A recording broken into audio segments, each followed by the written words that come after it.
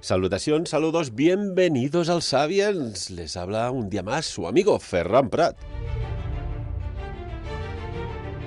Hoy tenemos un tema que espero que os despierte el interés y las preguntas buscando respuestas.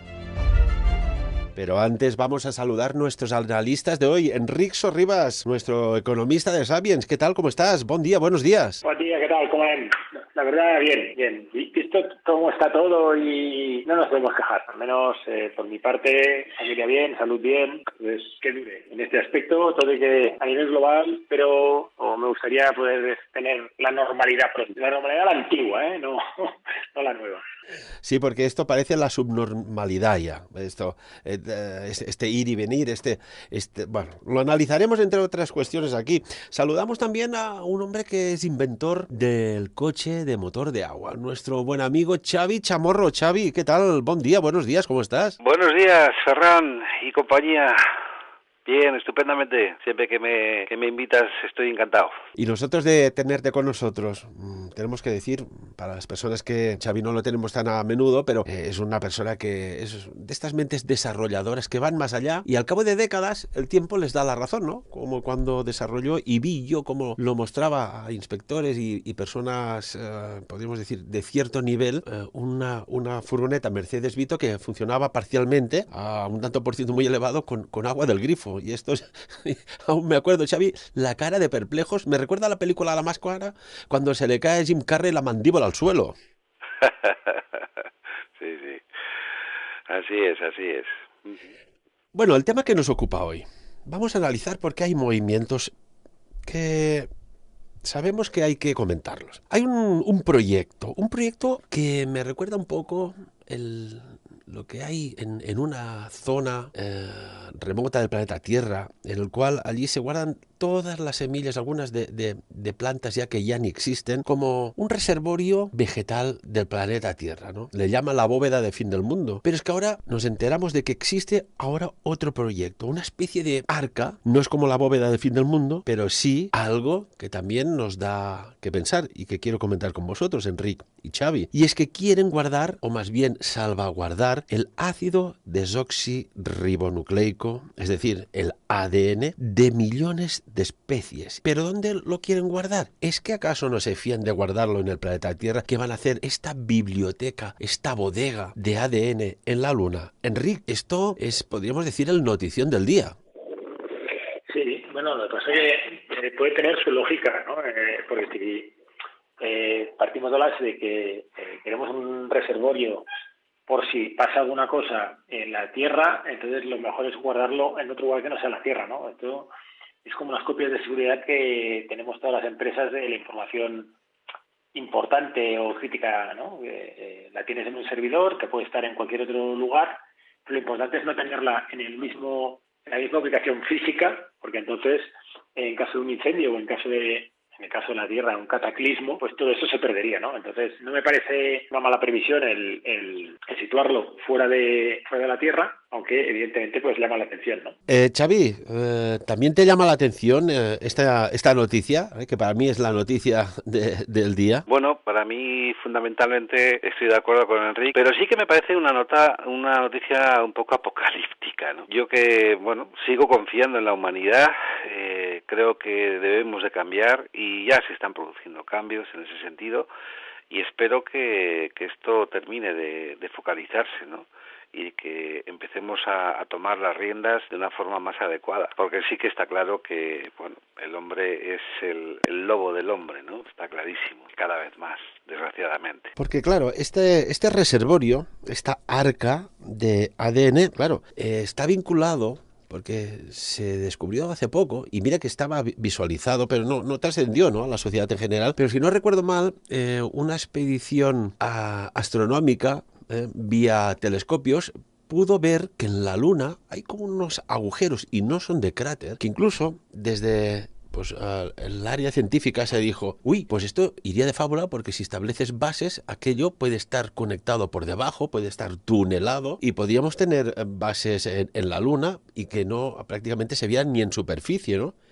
Y claro, aquí se está hablando de que en estos estas huequedades, estos túneles naturales, o vete a saber, amigos míos, si son artificiales, pues allí se podría guardar, pues bueno, de todo, de todo. Estaríamos hablando de óvulos, de esperma, es decir, espermatozoides, incluso también de semillas de millones de especies del planeta Tierra. Enrique, sí. Sí, sí, las condiciones no son, aparentemente no son malas, ¿no? Y entonces, además tienes la ventaja de que es de difícil acceso para la mayoría de cualquier interesado en obtener esa información, ¿no? Lo que pasa, bueno, supongo que también las medidas de seguridad y control que deberían ser importantes, pues para precisamente disuadir cualquier acceso a estas zonas, ¿no? Que además, tal como dices tú, tampoco queda muy claro si son de origen natural o no, pero al menos las condiciones para almacenar dicha información sí que parecen óptimas.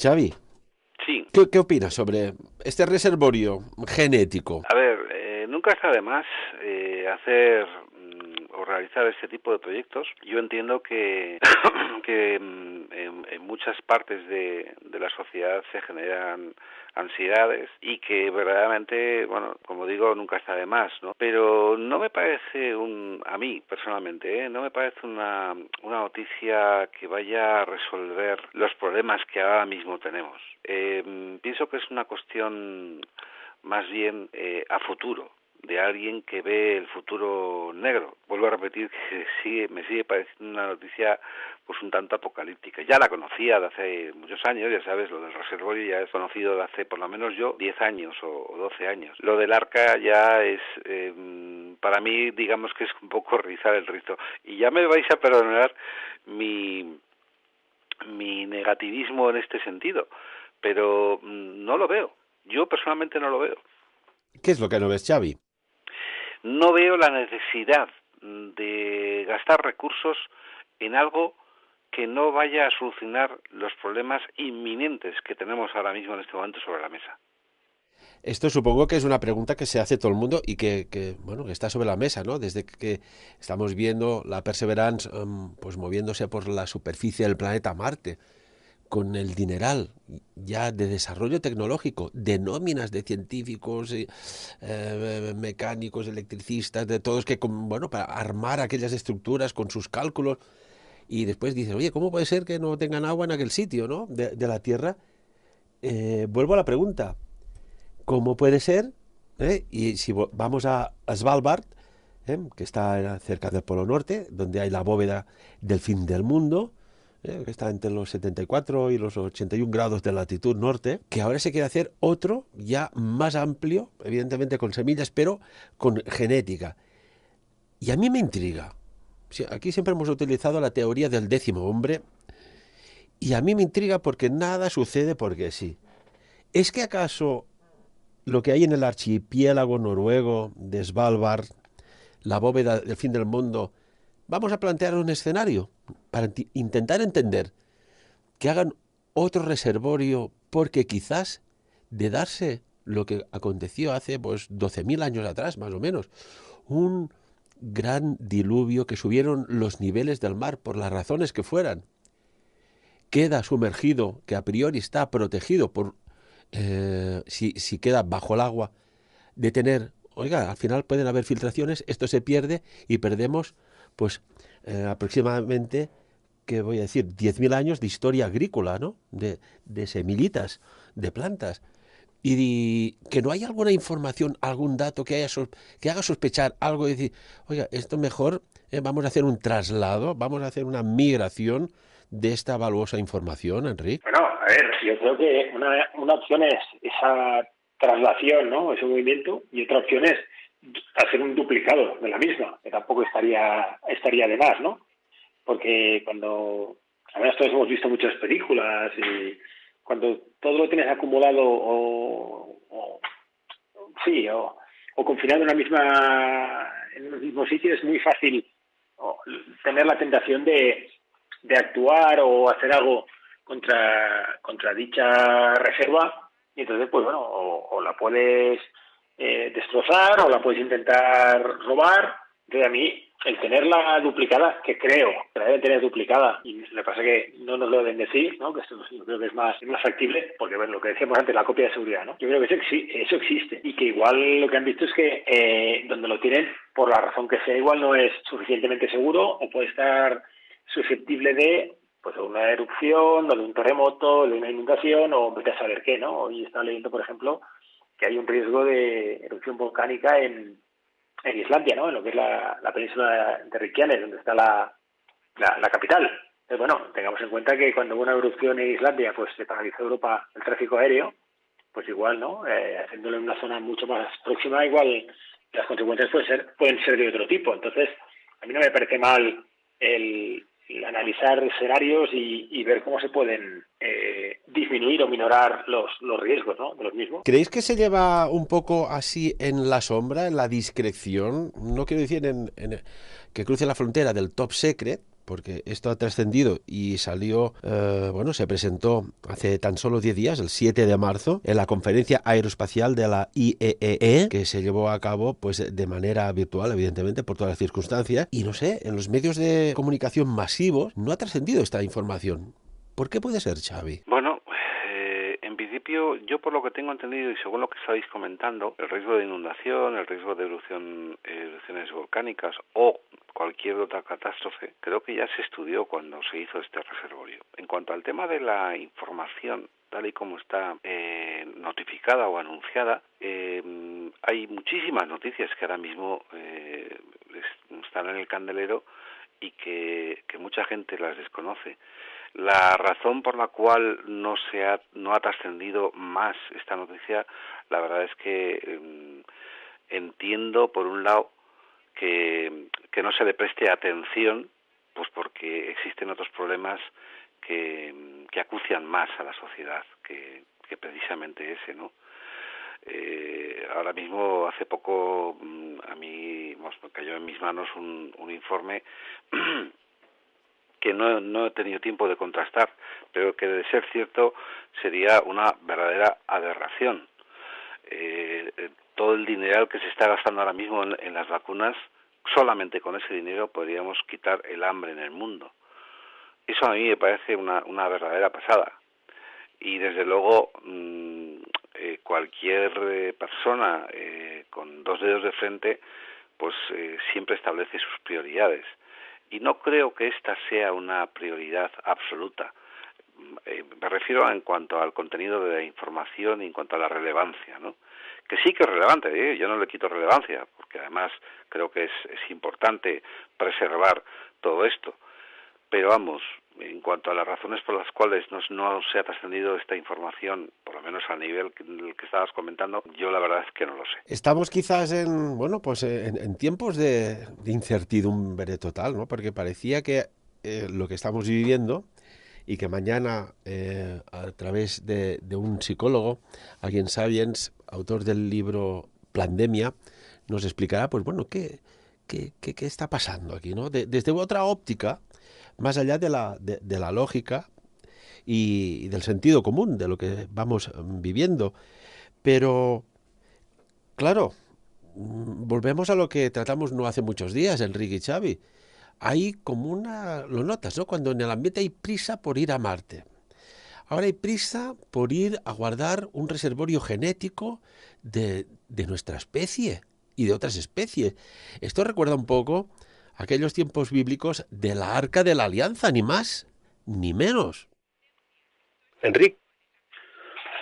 Bueno, yo no sé hasta qué punto realmente ahora hay la prisa, porque la prisa, evidentemente, cuando haces un proyecto para ir a Marte, o haces un proyecto para hacer un reservorio en la Luna y demás, es algo que puedes haber planificado a corto plazo. Es decir, esto es una situación que es establecida con un plazo largo y luego lo que se ve ahora es la puesta en marcha de lo que se decidió hace, pues no sé si 5, 3 o 10 años, ¿no? Ahí dependerá de cada situación. Y posiblemente el análisis o el reservorio del ADN en un lugar fuera de la Tierra, posiblemente, también se ha analizado muchas veces, seguramente bajo el más estricto secreto y lo habrán movido pues los de siempre, hasta que hay un momento en que lo tienes que hacer público, porque si tienes que hacer una misión a la Luna o tienes que empezar a acumular determinada información, tendrás que exponerlo públicamente, ¿no? Porque evidentemente si mandas un cohete o hay un montón de gente implicada, en algún momento esa información saldrá y es peor no decirlo que decirlo, ¿no? Y además, yo lo que veo más peligroso, entre comillas, es la que vivimos permanentemente bajo la duda del cataclismo mundial, ¿no? Tal como decía Xavi hace un momento, ¿no? Siempre estamos con la idea esa del apocalipsis, y yo creo que quizá el apocalipsis nos vendrá por algo mucho más próximo que no por algo quizá tan no sé, ¿no? Tan lejano. O sea, igual es más fácil que el cataclismo nos venga porque algún día las máquinas inteligentes decidan eliminarnos, como se veía en Terminator, ¿no? Porque se dan cuenta que el ser humano es lo peor que puede haber sobre la capa de la Tierra. Entonces, igual hemos de plantear otras situaciones antes que escenarios tan apocalípticos. Porque claro, si nos vamos a estos textos sagrados, ya se hablaba en aquellos tiempos remotos del arca de Noé, ¿no? Noé recibe una información en la cual, y sale en un episodio de la Biblia, que debe construir una arca en la cual allí tiene que preservar pues el máximo especies del planeta Tierra antes de aquel diluvio universal, para después, pues bueno, que se fueran reproduciendo cuando hubiesen bajado las aguas y hubiesen repoblando de especies, animales, toda la tierra. Y esto, pues bueno, son textos que son sagrados, Xavi, tú lo sabes, están en la Torá judeocristiana, están en el Antiguo Testamento, también están en el Corán de los musulmanes. Se habla de un evento, de un diluvio universal. Esto incluso figura en la mitología caldea, en la cultura mesopotámica. O sea, algo sucedió y alguien recibió una información para recabar el máximo de ADN vivo para, bueno, preservar las especies animales. Así es, así es. Pero para mí, fundamentalmente, todo lo relacionado con esta noticia, con esta información, creo que es normal que se quede en un segundo plano, porque el ser humano siempre tiende a relativizar las cosas, y esto forma parte del inherente del ser humano.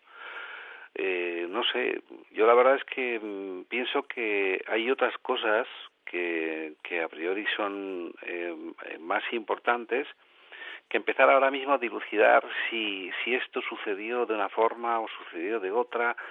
Creo que verdaderamente tendríamos que focalizar más las cosas. ¿En qué sentido? Pues en el sentido de tener es que no sé cómo explicarlo, es difícil de explicarlo, pero vamos, en principio, todo lo que estamos haciendo ahora mismo en el planeta Tierra, o casi todo, no, tampoco voy a ser tan negacionista o tan negativista, nos está abocando a lo que se está planteando en esta noticia, ¿no? El futuro que nos revela esta noticia, ¿no? Y tanto que sí. Enric, ¿compartes esta apreciación de Xavi? Sí, pues lo que decía, que estamos todos quizá pues jugándolo todo a una sola carta, y quizá en la realidad es mucho... Se nos ha ido la comunicación con Enric, ahora miramos de recuperarla inmediatamente. Xavi, una cuestión. Estamos hablando de una inversión astronómica. Con los datos que tenemos actualmente estamos hablando de cientos de miles de millones de dólares, casi barra euros, de construir este reservorio. Es una cifra astronómica y continuamos diciendo, oiga, y aquí falta movimiento. No es que esté hecho todo, sino que al menos, en mi humilde opinión, está casi todo por hacer. Pues sí, sí, no te digo que no, pero realmente mi pregunta siempre, o sea, siempre llego a la misma conclusión. ¿Es necesario todo esto? Ahora mismo, ¿eh? Ahora mismo. Te estoy llamando Enrique. Dinos, ¿es necesario? Hombre, para mí ahora mismo, a ver, no es que le quite carácter de necesidad a esto, porque sí que es necesario, pero vuelvo a repetir lo que he dicho antes. Tenemos que establecer un orden de prioridades. Y para mí, desde luego, esta no es una prioridad. No es en absoluto una prioridad. Entonces, ¿por qué se invierte esta ingente cantidad de millones de dólares para este proyecto? Mm, ¿Me entiendes? O sea, nadie pone ni invierte en eventos de este calibre para nada. Porque todos son intereses creados. Eh, por ejemplo, el tema del medio ambiente, en el que yo estoy bastante involucrado. ¿Existe verdaderamente una alarma con el tema del cambio climático? ¿Verdaderamente esa alarma tiene carácter inminente? Pues para mí que no. Y mira que, o sea, yo soy de los que piensan que estamos destrozando nuestro medio ambiente, pero a pasos agigantados. Pero también hay que reconocer que la naturaleza es sabia y que la naturaleza tiene una serie de ciclos. Y esos ciclos se van repitiendo paulativamente a lo largo de la historia. Con esto lo que quiero decir es que puede ser que realmente haya intereses, que los hay, yo estoy seguro, que haya intereses creados en torno a toda esta noticia. Pero verdaderamente es real esta alarma. Quiero decir, estamos viviendo en una época en la que se usa mucho una herramienta perdón, para someter, que es el miedo. ¿Estamos ante una noticia que quiere provocar miedo o realmente es un proyecto honesto, es un proyecto diáfano, transparente, etcétera, etcétera, etcétera, que no esconde ningún otro objetivo? Esa para mí es la cuestión.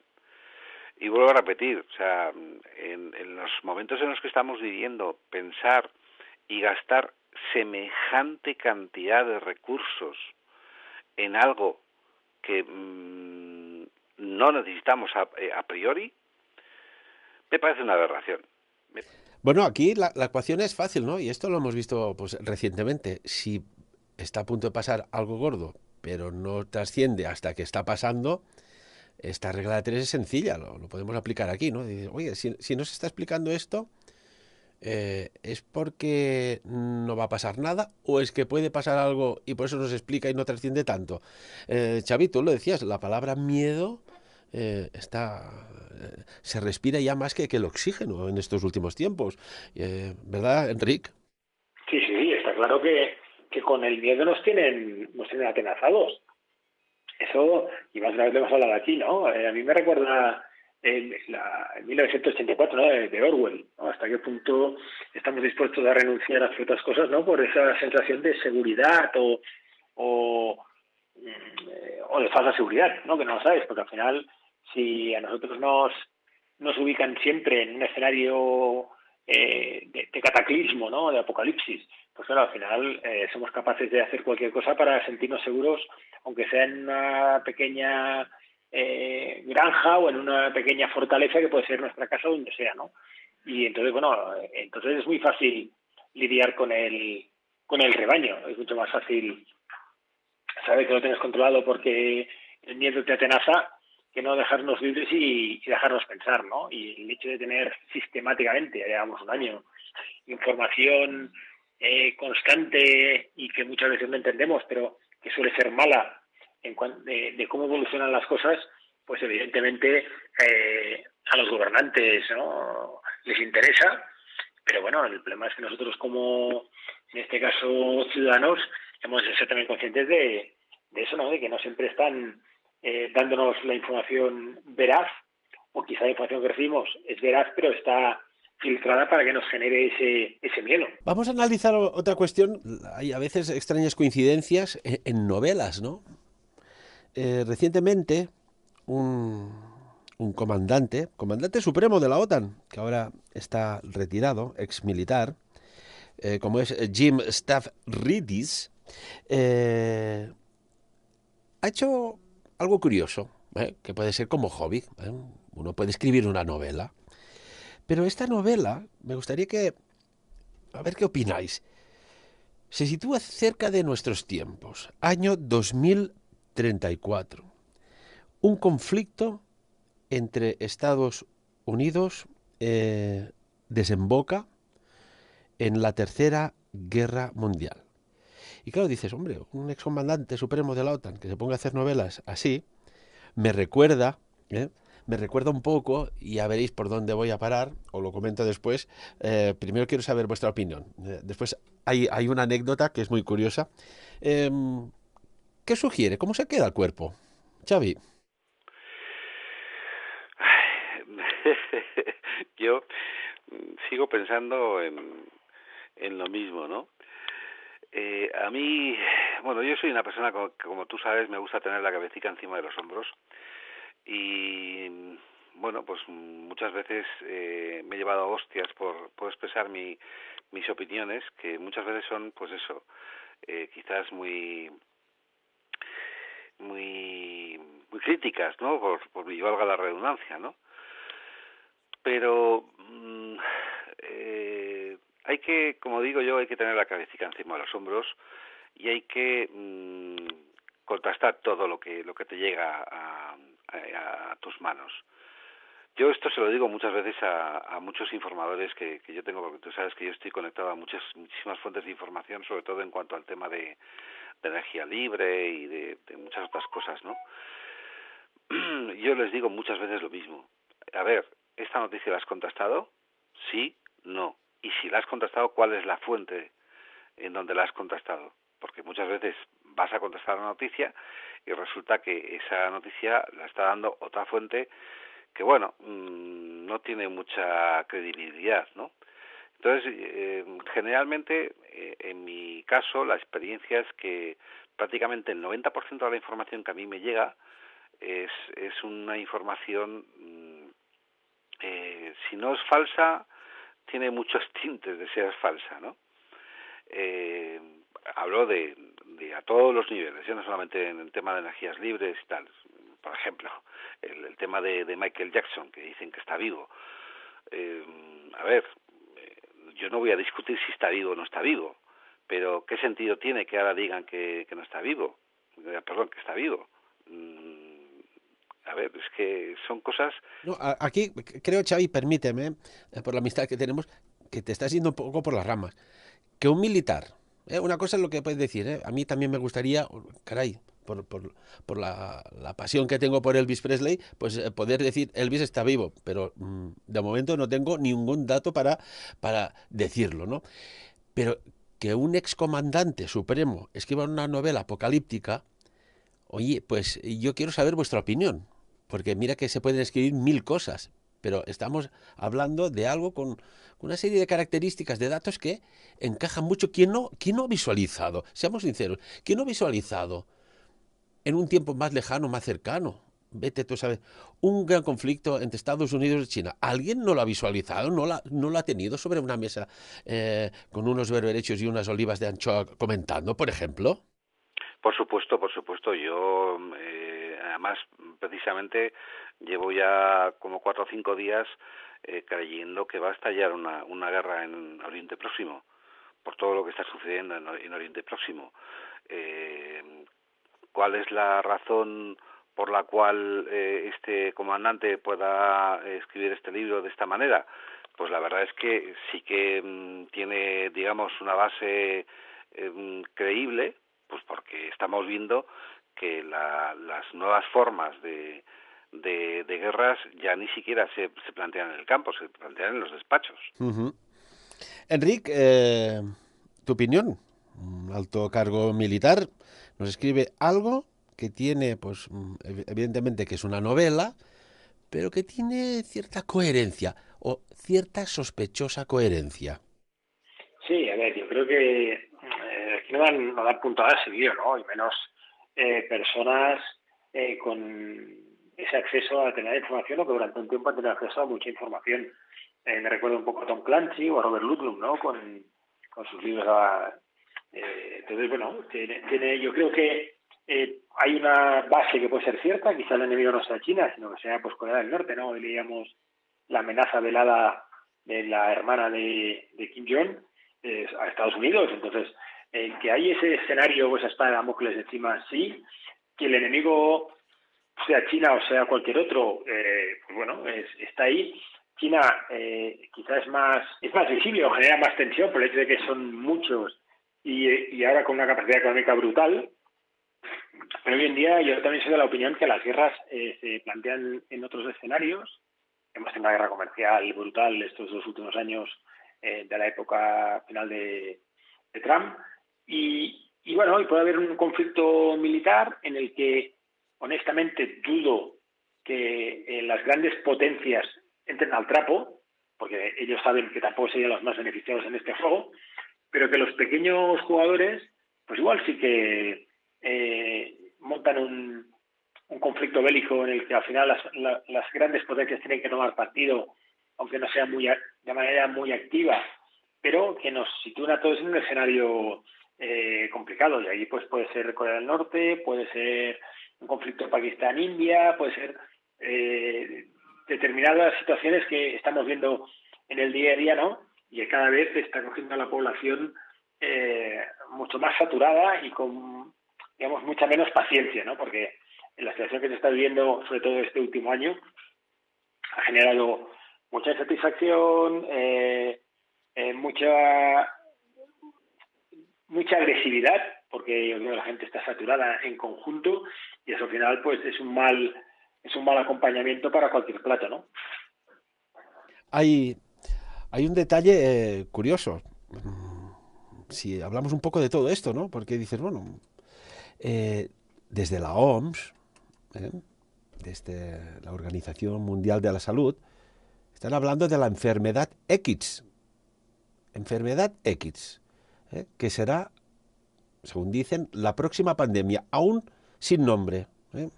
La que estamos viendo ya tiene nombre y apellidos y número, pero esta no tiene nombre. Y destaca este organismo que puede llegar una nueva enfermedad de impacto internacional grave provocada por un patógeno aún desconocido. La enfermedad X podría propagarse tan rápido como el innombrable bicho y ser una amenaza real, más peligrosa aún si cabe. ¿Tenemos que obviar esto o hay que tomárselo en serio también? Xavi, A ver, yo estoy, esto está dicho por la OMS. como sabes, yo estoy bastante vinculado a la ONU, porque soy asesor ejecutivo de la ONU, y estoy pues recibiendo continuamente información de la OMS, porque evidentemente la ONU y la OMS están pues muy relacionadas, ¿no? Está habiendo bastante caos ahora mismo con todas las informaciones que está dando la OMS, porque se dice y luego se desdice. Son cosas que tienen que pasar. Pues la verdad es que lo desconozco. No sé si realmente esto tiene que pasar o no tiene que pasar. Lo que sí que tengo claro es que hay que hacerle caso cuando realmente esto que están diciendo está absolutamente contrastado. Porque fijaros la OMS que decía con respecto al tema de las mascarillas muy al principio, porque muy al principio decían que no hacía falta. Luego dijeron que sí, que hacía falta. O con los famosos test PCR, exactamente igual. A la OMS hay que darle la credibilidad necesaria. ¿Y por qué digo esto? Y a lo mejor digo algo que no debería decir, pero la OMS, todo el mundo sabe que el 80% de la financiación de la OMS viene de manos privadas, y todos sabemos cuáles son esas manos privadas. ¿Hay intereses creados? Por supuesto, por supuesto. ¿Estamos realmente seguros de que la información que nos llega es fiable? Pues yo tengo que decir que no. Yo no estoy seguro. Esa es mi opinión. Una cuestión, ahora que no acabemos el programa sin comentar esto, ¿no? Volviendo al exmandante supremo de la OTAN, Jim Stavridis,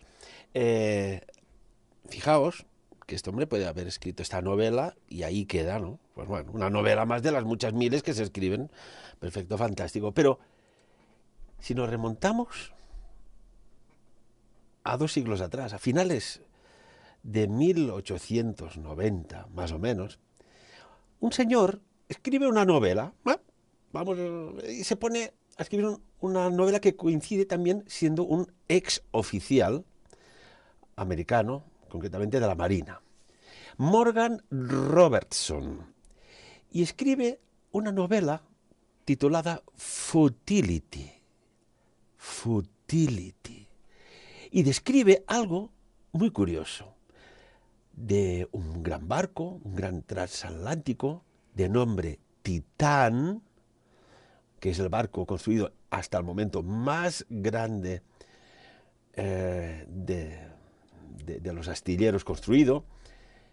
Se considera inexpugnable e insumergible en todos sus aspectos, de mucho lujo, y en su novela dice que navegando de Inglaterra a Estados Unidos se hunde en aguas del Atlántico Norte.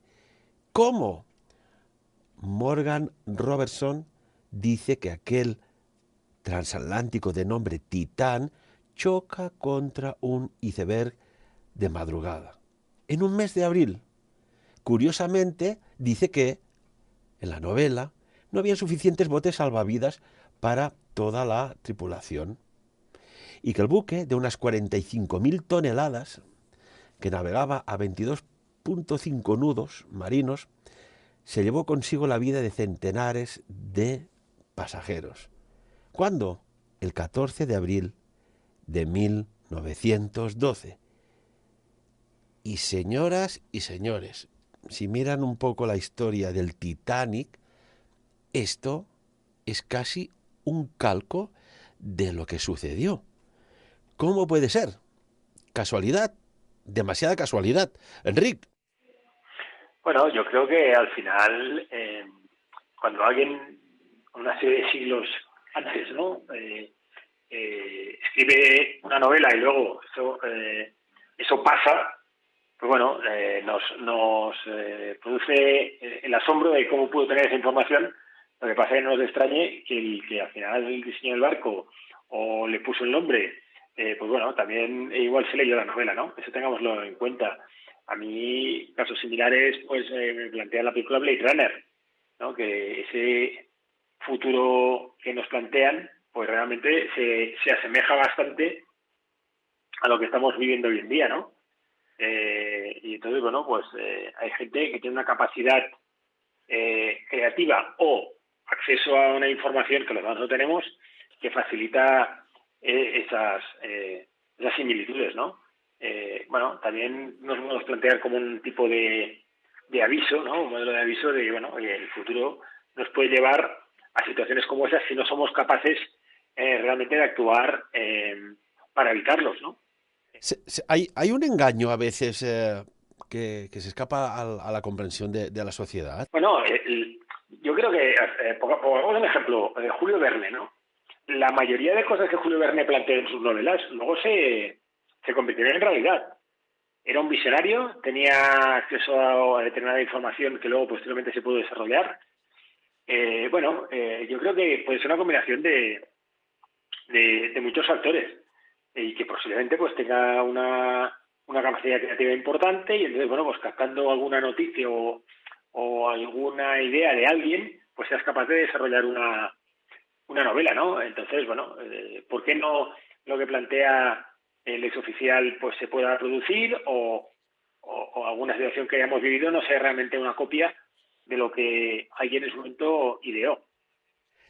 A lo mejor hay, bueno, pues información o planes desarrollados para que sucedan y acontezcan determinados eventos y otros que pueden ser pues vía desdoblamiento astral que visualizas escenarios futuros y que de alguna manera sin crear alarma, sutilmente, como Julio Verne, como comentabas, Enrique, o como este comandante Jim Stavridis, pues lo plasma en una novela. Porque curiosamente, si volvemos al Titanic, fijaos que el Titanic tenía un barco que era idéntico, era el Olympic, y se rumorea que hubo un cambiazo.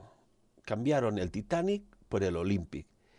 Era aparentemente igual, pero ya tenía otra estructura un poco más de baja calidad.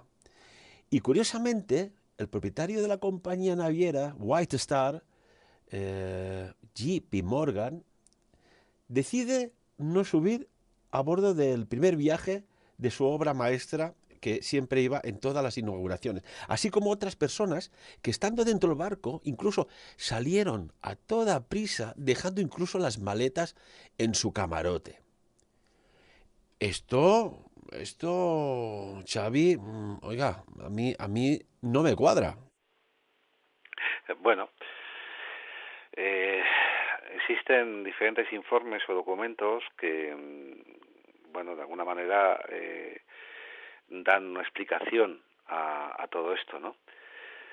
Lo que dicen estos informes es que coincidió en ese momento con la época de la creación de la Reserva Federal, y muchos de los que murieron en el Titanic evidentemente eran personas responsables de las decisiones que se tomaban en ese sentido, y además precisamente estaban en contra de la creación de la Reserva Federal.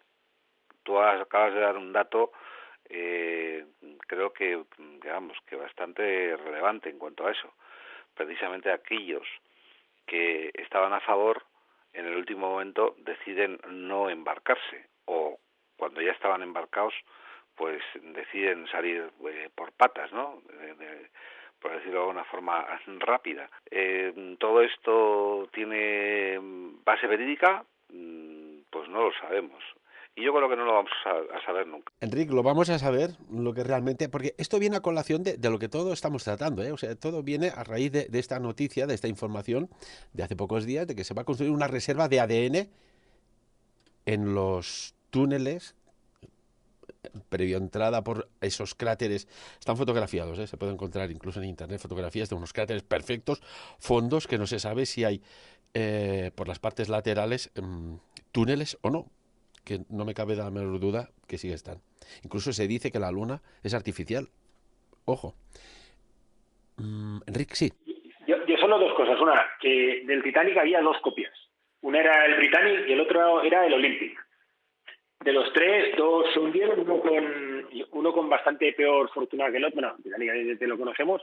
Luego, si no me equivoco, creo que era el Olympic, me parece, que después también fue hospital de campaña y también las pasó bastante canutas, ¿no? Lo cual se habla de la maldición de esa tipología de barco. A mí, en cuanto a si la gente salió del barco y luego, bueno, pasó lo que pasó, a mí se me antoja muy complicado en esa época el que alguien pudiera prever que al cabo de X días de navegación un mega iceberg fuera capaz de rajar la estructura del buque y que el buque se hundiera con toda la gente dentro, ¿no? Y además teniendo en cuenta que posiblemente la gente de primera clase serían los que se salvarían, porque tal como estaba estructurada el barco y por los diferentes niveles, evidentemente si alguien tendría acceso a los botes serían los ricos, ¿no? Entonces, bueno, evidentemente este tipo de leyendas o historias, pues evidentemente le dan su punto, pero vamos, que yo creo que los tres barcos que se hicieron, mucha suerte en general no tuvieron, ¿no? Aquí hay algo, comentabais algo curioso, ¿no? Que había una serie de personas allá coincidentes, que unos bajaron rápidamente, otros los que iban, parecía que estaban en contra de un proyecto económico, pero recientemente esto rondaba hace pocos años, ¿no?